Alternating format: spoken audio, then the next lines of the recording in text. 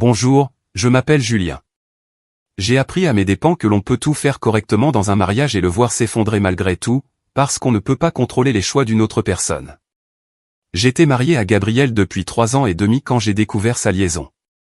3 ans et demi qui, avec le recul, m'ont semblé être une lente désintégration que j'étais trop occupé pour remarquer. Nous nous étions rencontrés quand elle avait 26 ans, à la fête de fiançailles d'un ami commun à Paris. Elle était belle, brillante et travaillait pour une agence de marketing. Je travaillais pour une start-up de la fintech de taille moyenne. Nous sommes sortis ensemble pendant 1 an et demi avant que je la demande en mariage. Le mariage fut modeste mais intime. Nous avions convenu de n'inviter que la famille proche et les amis. Nous avons ensuite passé notre lune de miel en Italie pendant 2 semaines, explorant les villes côtières et dégustant une nourriture incroyable, avec le sentiment que toute notre vie s'étendait devant nous, pleine de possibilités. La première année de mariage fut bonne.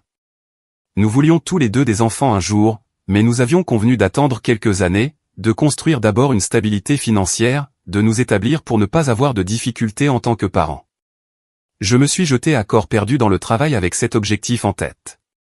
La start-up connaissait une croissance rapide, ce qui signifiait de longues heures et une forte pression. Je partais au bureau vers 7 heures la plupart des matins et ne rentrais pas avant 20 heures ou 21 heures. Certains week-ends, je travaillais de la maison. Au début, Gabrielle admirait mon éthique de travail. Elle disait qu'elle était fière de mon dévouement, de la dureté de mon travail. Elle comprenait que le sacrifice actuel signifiait la sécurité plus tard. Mais quelque part au cours de la 2e année, cette admiration s'est transformée en ressentiment. Elle a commencé à faire des commentaires sur le fait que je n'étais jamais à la maison, que même lorsque j'étais physiquement présent, j'étais mentalement ailleurs. Elle avait l'impression de vivre seule tout en étant mariée. Je lui rappelais pourquoi je travaillais si dur, car je construisais une stabilité pour nous.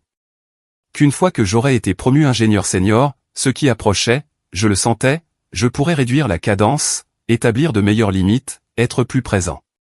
Elle hochait la tête, mais la frustration était claire dans ses yeux. Le sentiment que mes promesses sur l'avenir ne répondaient pas à sa solitude dans le présent. Notre intimité physique a diminué progressivement. Ce qui avait été fréquent et naturel est devenu sporadique et mécanique. Elle était fatiguée ou pas d'humeur, ou j'étais trop épuisé par le travail. Nous sommes passés de plusieurs fois par semaine à quelques fois par mois, puis rarement. Je l'ai remarqué mais je ne m'en suis pas trop inquiété. Les relations traversent des phases. Ce n'était qu'un passage à vide causé par mon emploi du temps chargé. Une fois les choses calmées, nous nous reconnecterions. Les conversations sont devenues superficielles.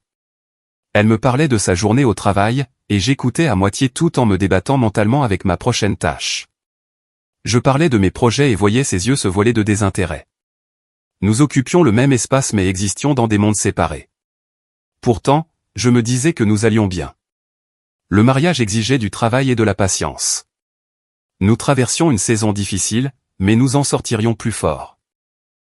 J'y croyais si fermement que j'ai manqué tous les signes de ce qui se passait réellement. Un samedi matin, Gabrielle était allée à la salle de sport. Elle y allait régulièrement depuis plusieurs mois, parfois pour des séances tôt le matin, parfois après le travail. J'étais à la maison en train de rattraper le linge et de ranger l'appartement. Je suis allé au placard de notre chambre pour ranger des vêtements propres de Gabrielle. Son côté du placard était plus organisé que le mien, tout était soigneusement rangé. Je plaçais des chemises pliées sur son étagère quand j'ai renversé une petite trousse à maquillage qui se trouvait près du fond. La trousse est tombée ouverte et plusieurs articles se sont renversés. Du rouge à lèvres, du mascara, un miroir de poche et une plaquette de pilules du lendemain. Je suis resté là à la regarder, car j'ai immédiatement reconnu ce que c'était. Après quelques secondes, je l'ai ramassé et j'ai regardé l'emballage, vérifié la date de fabrication. Elle avait été produite récemment, au cours des derniers mois. Quelques pilules manquaient dans la plaquette. Mon esprit s'est vidé, car Gabrielle et moi en avions discuté il y a des années, lorsque nous avions commencé à sortir ensemble. Elle y avait eu une mauvaise réaction une fois avant notre rencontre. Nausées sévères, crampes, perturbations hormonales. Nous avions convenu ensemble de ne pas les utiliser comme moyen de contraception en raison des effets secondaires. Nous utilisions d'autres méthodes à la place. Et de plus, nous n'avions pas eu de relation intime depuis plus de 2 mois. Il n'y avait absolument aucune raison pour qu'elle ait ces pilules. Aucune raison légitime pour qu'elle soit cachée dans sa trousse à maquillage au fond de notre placard. La seule explication qui avait du sens était celle que je ne voulais pas envisager. Elle avait eu des relations sexuelles avec quelqu'un d'autre, avait eu besoin d'une contraception d'urgence et avait caché le reste. Je me tenais dans notre placard, tenant cette plaquette.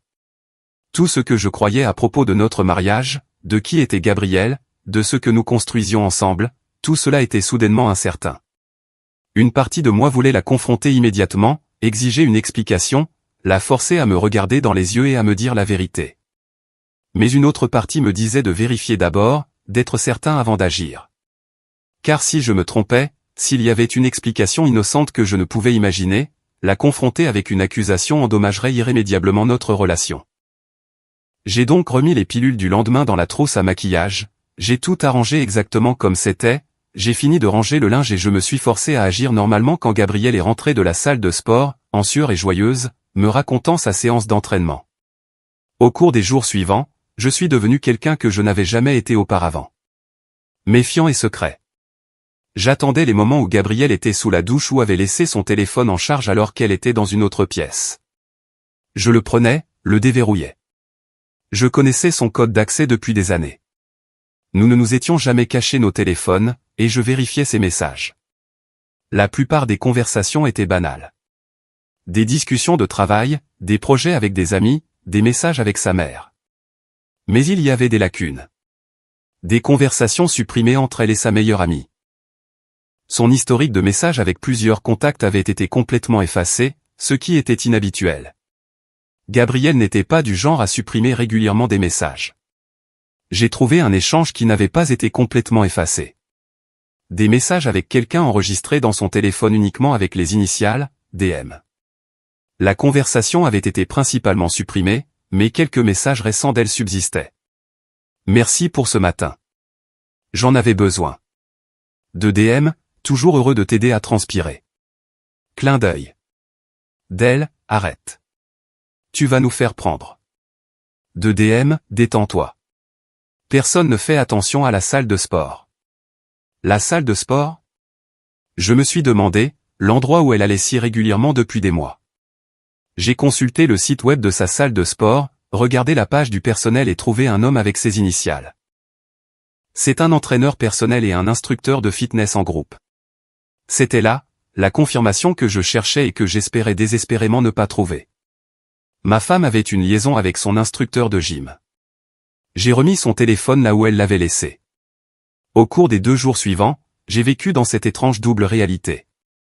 En surface, je maintenais la normalité. J'allais au travail, je rentrais à la maison, j'avais des conversations superficielles avec Gabriel. Elle n'a rien remarqué de différent parce qu'elle ne faisait pas assez attention pour le remarquer. Mais intérieurement, je traitais tout, rejouant notre mariage depuis le début, voyant les schémas que j'avais manqués, son retrait progressif, sa frustration croissante face à mon emploi du temps, et son nouvel intérêt pour le fitness et son apparence. Les soirées tardives qu'elle avait commencé à passer dehors, les matinées du week-end à la salle de sport, les moments où elle avait été distante et distraite. J'avais été aveugle ou volontairement ignorant, trop concentré sur ma carrière et notre avenir théorique pour remarquer ce qui se passait dans notre présent réel. Une partie de moi voulait la confronter, exiger des explications, l'entendre essayer de justifier ce qu'elle avait fait. Mais je savais comment ça se passerait. Elle mentirait d'abord, prétendrait que les preuves ne signifiaient rien. Puis, confrontée à des preuves indéniables, elle l'admettrait mais le minimiserait. Elle pleurerait et dirait qu'elle se sentait seule, que je l'avais repoussée par mon absence, que c'était une erreur et que ça ne signifiait rien. Elle manipulerait la situation jusqu'à ce que je me sente en quelque sorte responsable de sa trahison, jusqu'à ce que ce soit moi qui m'excuse de trop travailler, de ne pas être assez présent, d'avoir échoué en tant que mari. Et je lui pardonnerais probablement parce que je l'aimais. Nous avions fait des vœux, et 3 ans et demi semblaient trop à jeter.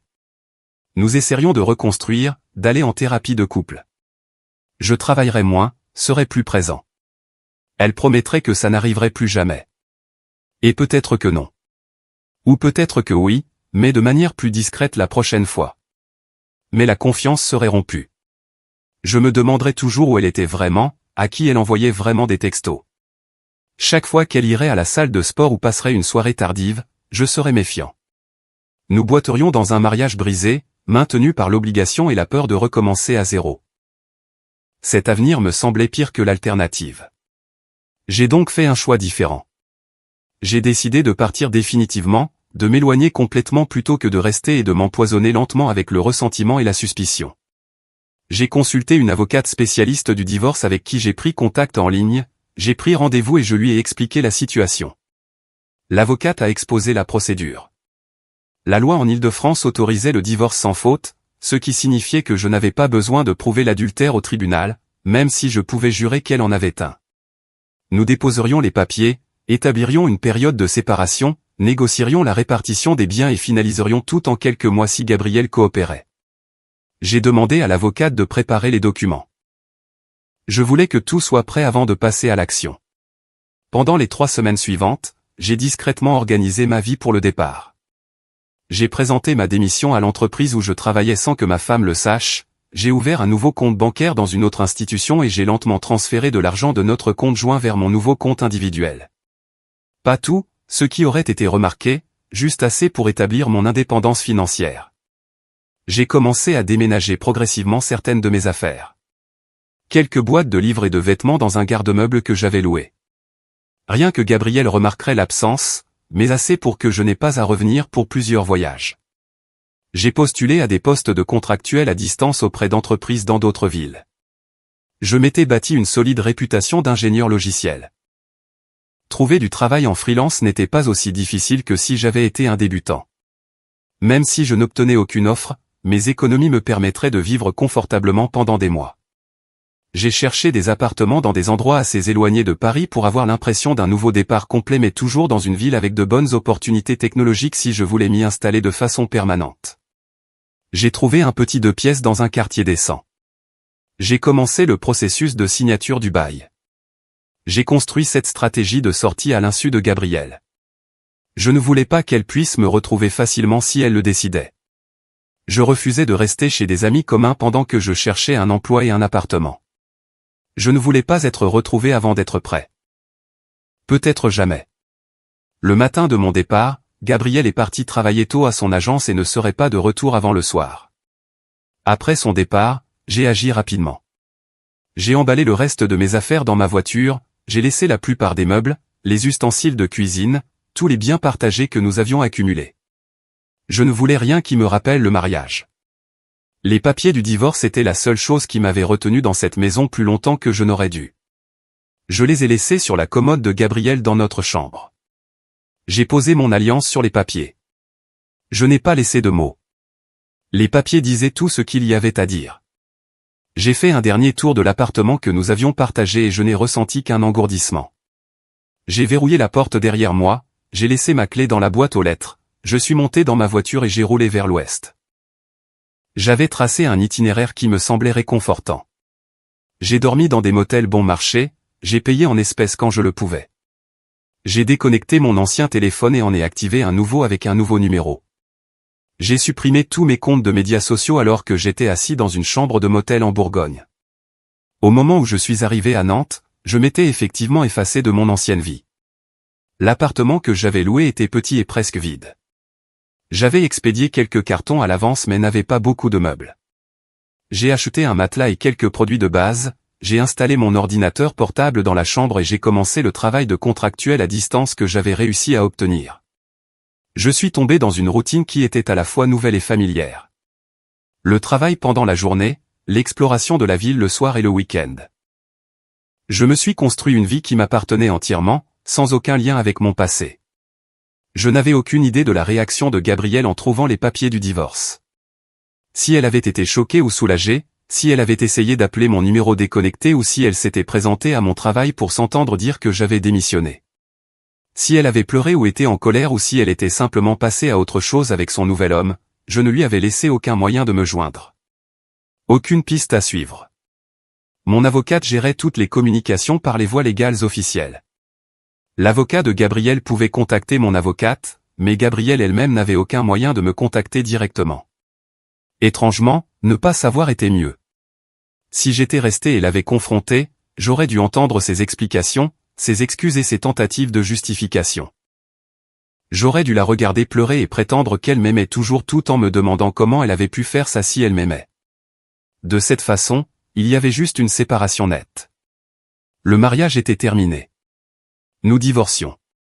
Tout le reste était sans importance. Les premiers mois furent les plus difficiles.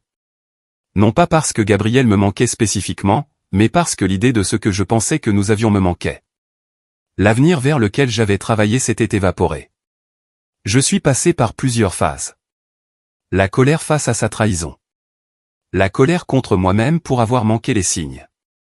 La tristesse pour le temps que j'avais perdu. Le soulagement d'avoir échappé.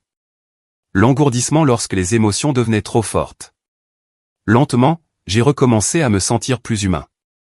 La routine a aidé. Le travail apportait une structure et un but. L'exploration de mon nouvel environnement me donnait quelque chose à faire au lieu de ressasser ce qui s'était passé. Je n'étais pas intéressé par les rencontres ou les relations.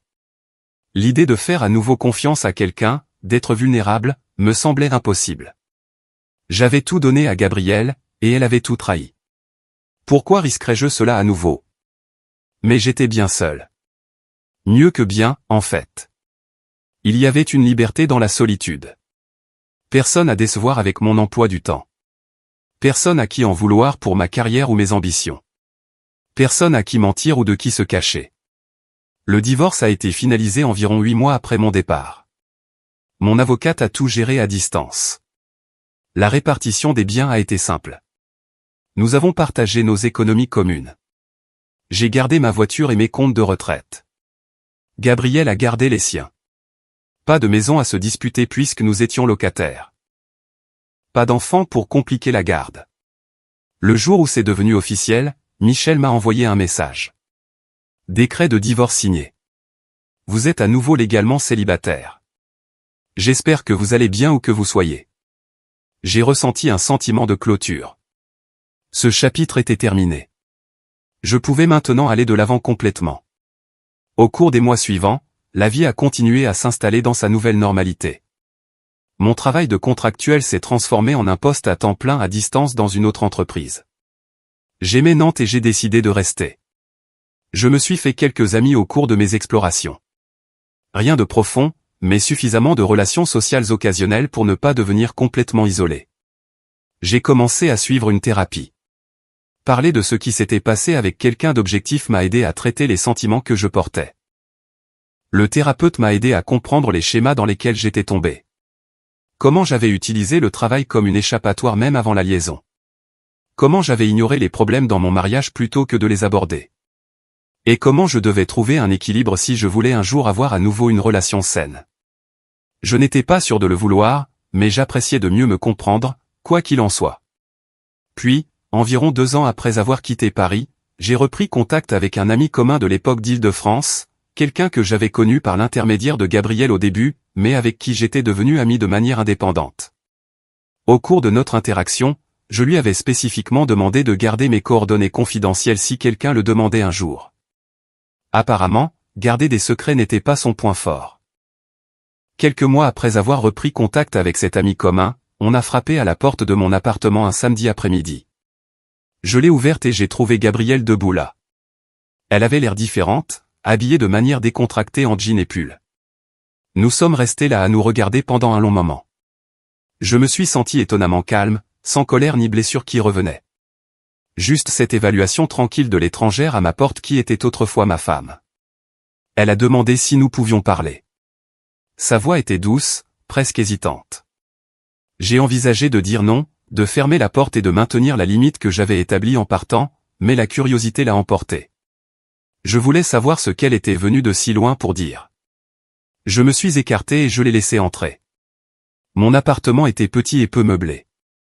Elle a regardé autour d'elle, l'inspectant. Elle s'est assise sur le canapé quand je le lui ai indiqué. Je me suis assis dans le fauteuil en face d'elle, en gardant mes distances. Elle a commencé à parler. Elle a admis que la liaison avait commencé parce qu'elle se sentait seule et frustrée par mon absence. Elle a affirmé que son partenaire de liaison lui avait prêté attention, l'avait fait se sentir attirante et désirée. Cela avait commencé comme un flirt, s'était intensifié en une intimité émotionnelle et était finalement devenu physique. Elle m'a dit qu'elle y avait mis fin après mon départ, ajoutant que son partenaire de liaison avait voulu officialiser les choses, sortir avec elle correctement. Mais être avec lui ouvertement lui a fait réaliser qu'il ne s'était jamais agi de lui spécifiquement. Il s'agissait de se sentir négligé et de chercher une validation partout où elle pouvait la trouver. Elle suivait une thérapie depuis le divorce. Elle travaillait à comprendre pourquoi elle avait fait les choix qu'elle avait faits, pourquoi elle avait détruit quelque chose de bien au lieu de communiquer sur des problèmes qui auraient pu être résolus.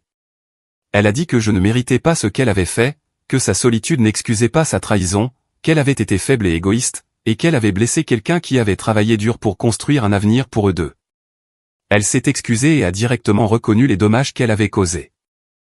Puis elle a dit qu'elle avait changé, grandi, appris de ses erreurs, et elle voulait savoir s'il y avait une possibilité d'essayer à nouveau, de recommencer à zéro et de construire quelque chose de mieux que ce que nous avions eu auparavant. J'ai écouté tout cela calmement, j'ai regardé son visage, j'ai entendu la sincérité dans sa voix, j'ai reconnu qu'elle pensait probablement tout ce qu'elle disait, et je n'ai absolument rien ressenti. L'homme avec qui elle avait été mariée n'existait plus. Il était mort quelque part sur cette route de 3 jours vers l'ouest quand j'avais abandonné mon ancienne vie comme un serpent mu.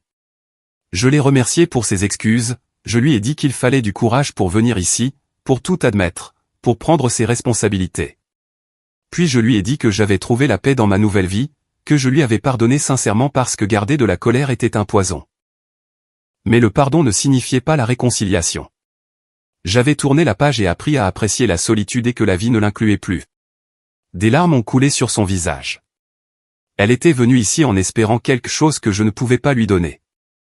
Elle m'a demandé si j'étais sûr, si j'abandonnerais vraiment tout ce que nous avions construit ensemble. J'ai souligné qu'elle y avait déjà renoncé. J'avais juste été celui qui avait finalisé ce qu'elle avait mis en branle. Elle a demandé si nous pouvions rester en contact, si peut-être l'amitié était possible. Je lui ai dit honnêtement que je ne le pensais pas.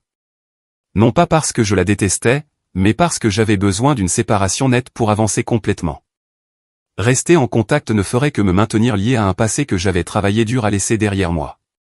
Elle a accepté cela, a hoché la tête à travers ses larmes, a dit qu'elle comprenait. Avant de partir, elle m'a demandé si j'étais heureux. J'y ai réfléchi et je lui ai dit que j'étais satisfait. Peut-être pas heureux d'une manière extatique, mais satisfait.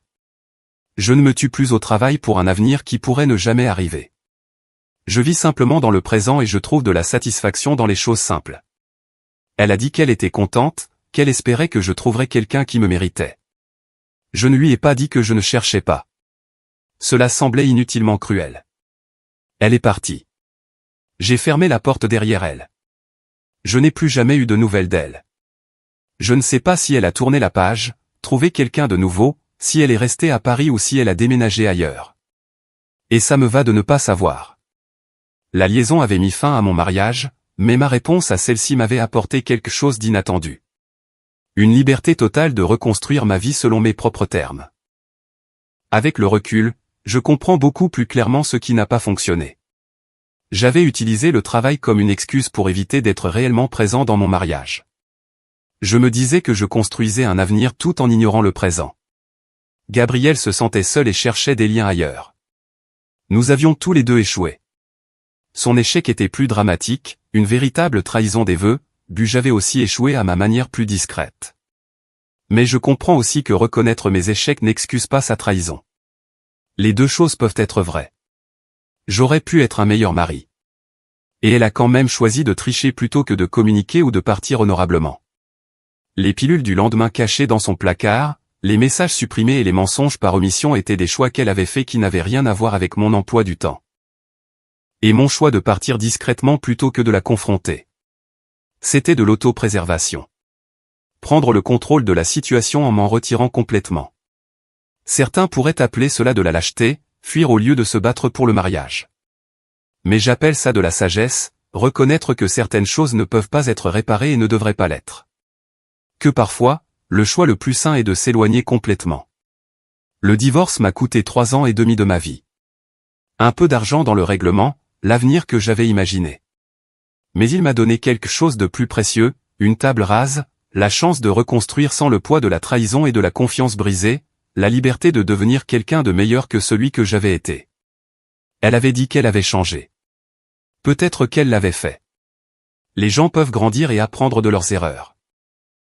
Mais sa croissance ne m'obligeait pas à lui donner une autre chance. Le pardon ne signifiait pas la réconciliation. Je pouvais lui souhaiter bonne chance tout en maintenant mes limites. C'est ce que j'ai appris le plus clairement. Les limites ne sont pas cruelles.